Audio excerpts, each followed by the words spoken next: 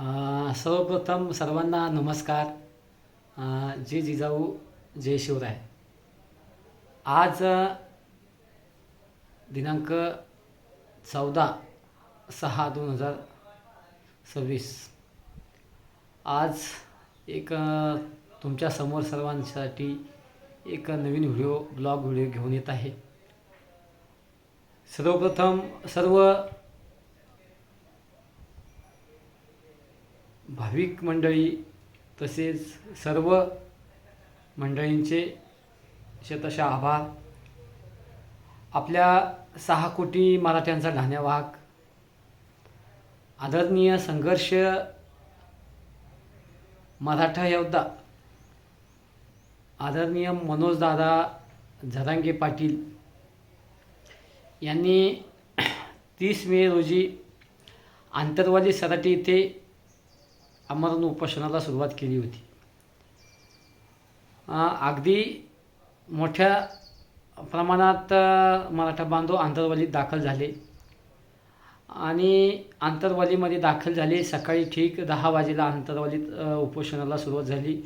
पाटील म्हणले, मी आता उपोषण थेट उन्हामध्ये करीत आहे. आमच्या लेकरा बाळाचं जर कल्याणच होत नसेल तर तोपर्यंत आम्हाला आरक्षण भेटत नाही आणि ज्या लोकांच्या कुंभी नोंदी सापडल्या असेल त्यांनाही प्रमाणपत्र भेटत नाही. तो आम्हाला आरक्षणासाठी पुन्हा लढावंच लागेल. पाटील म्हणाले, सरकार मायबाप, आमच्या 52 लाख नोंदी कुंभी नोंदी सापडलेल्या आहे. त्या बांधवांना ताबडतोब सर्टिफिकेट द्या, कुंभी सर्टिफिकेट द्या आणि त्यांना लवकरात लवकर मार्ग मोकळा करा त्यांचा. पाटलांनी सांगूनही जर तुम्ही ऐकत नसेल तर मग काय उपयोग आहे आमचा. पाटील म्हणाले, सरकारला विनंती पुन्हा केली. पाटील यांनी 29 तारखेला महाराष्ट्राचं मुख्यमंत्र्याचं शिष्टमंडळ सन्माननीय विखे पाटील व प्रसाद लाडजी आंतरवालीमध्ये आले आणि पाटलाची त्यांनी समजूत काढण्याचा प्रयत्न केला.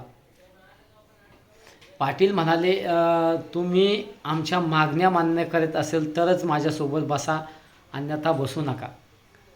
ते म्हणले, पाटील आमचं ऐका, आम्ही तुम्हाला उद्या संध्याकाळपर्यंत सर्व मागण्या मान्य करून तुमच्यापर्यंत JR घेऊन येतो.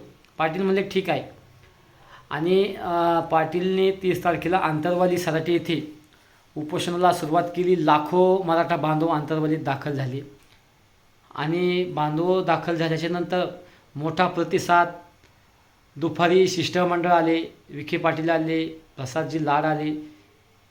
येऊन बी पाटील म्हणाले, जोपर्यंत आमचे मागण्या मान्य होत नाही तोपर्यंत आम्ही काही उपोषण सोडणार नाही.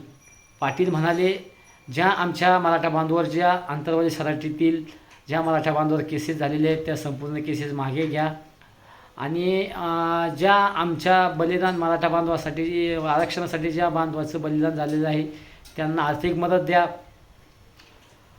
सरकार आणि विखे पाटील म्हणाले, हो आम्ही पाटील तुम्ही थोडं उपोषण मागे घ्या, आम्ही सर्व मान्य करू. पाटील म्हणले, जोपर्यंत आमच्या मागण्या मान्य होत नाही, हैदराबाद गॅजेटचा जो JR आहे त्याच्यामध्ये जे उल्लेख केलेला आहे ते सर्व मागण्या मान्य होत नाही तोपर्यंत मी उठत नाही. त्यानंतर विखे पाटील व प्रसाद लाडजी आंतरवाली इथून पुन्हा ते मुख्यमंत्र्यांसोबत चर्चा करण्यासाठी गेले आणि चर्चा झाल्याच्या नंतर पुन्हा रात्री महाराष्ट्र शासनाचं सर्व शिष्टमंडळ सन्माननीय विखे पाटील व प्रसाद लाड आमच्या 6 कोटी मराठ्यांचा ढाण्यावाग आदरणीय मनोजदादा जरांगे पाटील यांच्या भेटीसाठी पुन्हा रात्री 1 वाजेला आंतरवालीमध्ये दाखल झाले. मोठा तगडा बंदोबस्त, पोलीस बंदोबस्त, ताफा हे आंतरवाली सराटीत तिथे आले आणि पाटलांना म्हणले, तुमच्या सर्व मागण्या आम्ही मान्य केलेल्या आहे, तुम्ही हा JR बघा.